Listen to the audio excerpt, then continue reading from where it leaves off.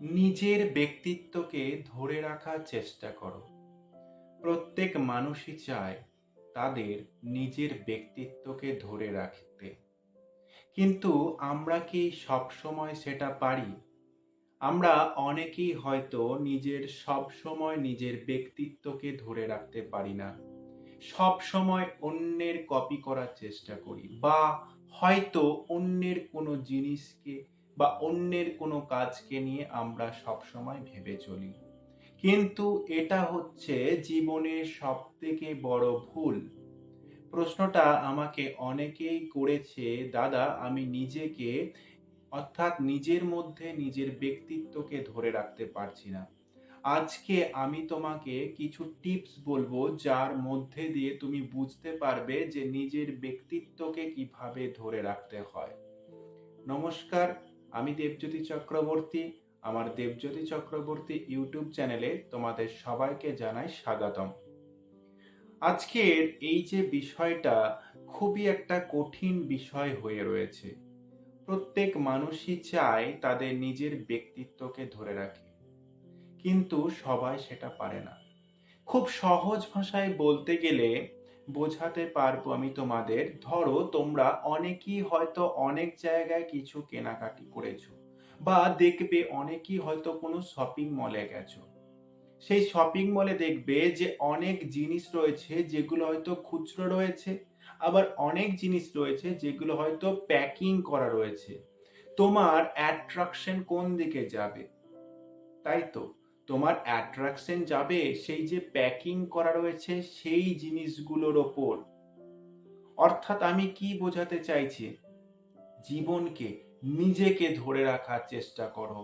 আজকে তুমি যদি নিজেকে কন্ট্রোল করতে না পারো, তুমি যদি বন্ধুদের মাঝে নিজে সব সময় হেসে চলে বেড়াতে চাও, সব কথার মধ্যে হাসতে চাও, সব কথাই যদি তোমাকে উত্তর দিতে হয়, তাহলে তুমি নিজে কখনোই তোমার ব্যক্তিত্ব ধরে রাখতে পারবে না।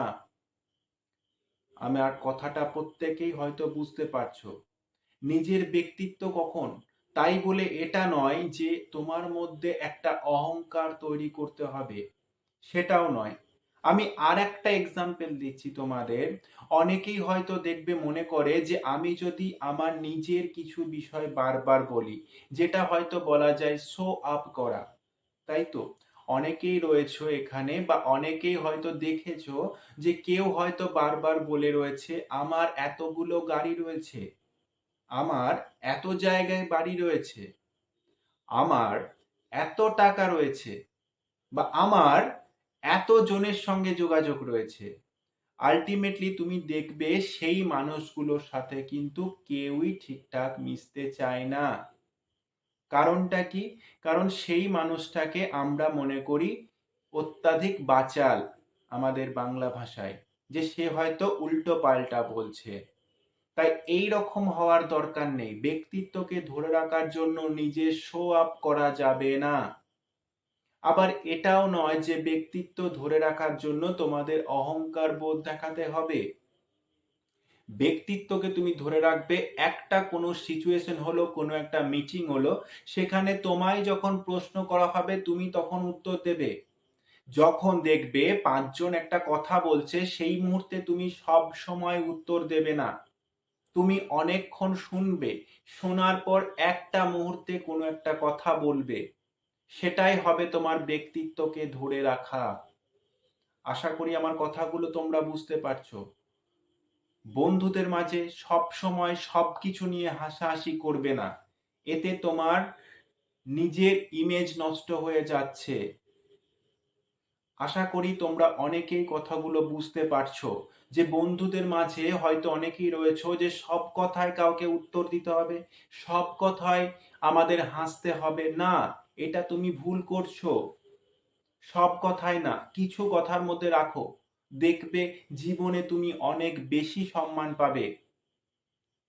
আর একটা হচ্ছে টিপস, যেখানে সেখানে সব সময় ডাকলেই যাবে না।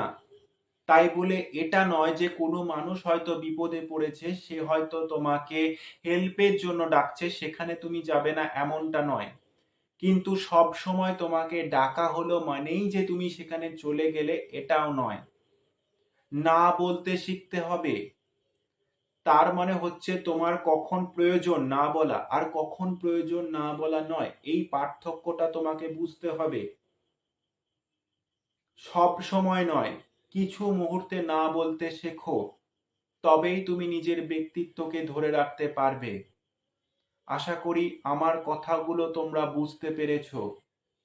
এইভাবে যদি আমরা স্টেপ বাই স্টেপ এগিয়ে চলি, দেখবে সমাজের চোখে তুমি একটা যথেষ্ট সম্মানীয় মানুষ হয়ে দাঁড়িয়েছো।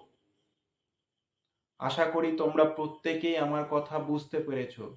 যদি আরও কোনো প্রশ্ন থাকে নিচের কমেন্ট সেকশনে অবশ্যই জানিও। ততদিন পর্যন্ত প্রত্যেকে ভালো থাকো।